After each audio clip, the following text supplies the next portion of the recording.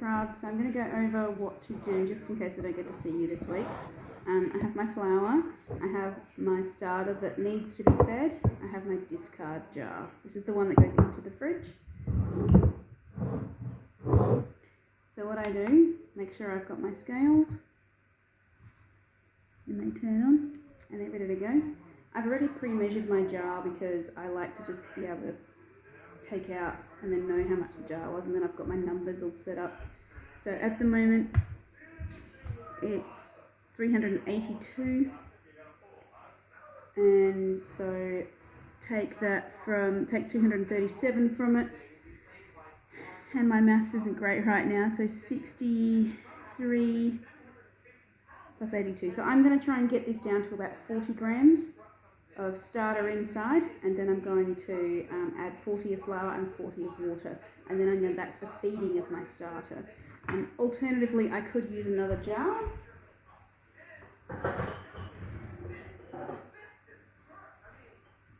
If I did, I just like to weigh my jars. This one's exactly 260, so I'll zero one out.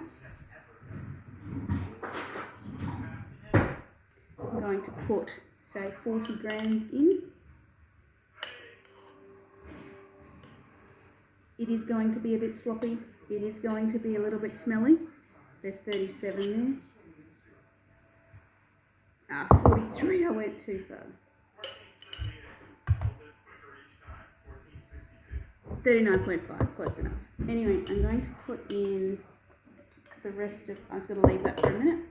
Now I'm going to put in 40 of flour, zero it again.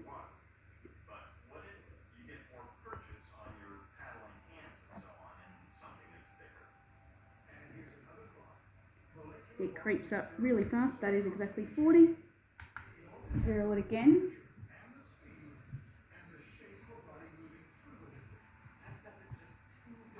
Oh, that was exactly 40. I don't know how I did that.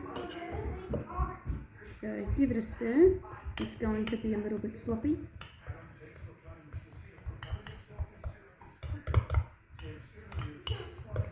Pardon me in my clothes here, this is my Sunday best. Make sure all the flour is done.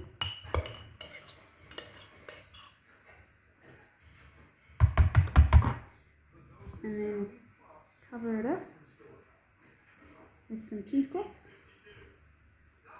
And I leave this on my bench because I feed it daily. The remainder I put in my discard jar, and I can either use it in discard recipes, or I could use it to give to the chickens, or I could throw it in my compost. If you find that you're feeding too often like I do, and you get a lot of discard, you can certainly throw it. It's not a big deal. So this is going to go back in the fridge because I don't need it today. Don't know where I put my rubber band. Flours though, you might want to use a flour that is high in protein. The higher the protein, the better. So this is going back in the fridge.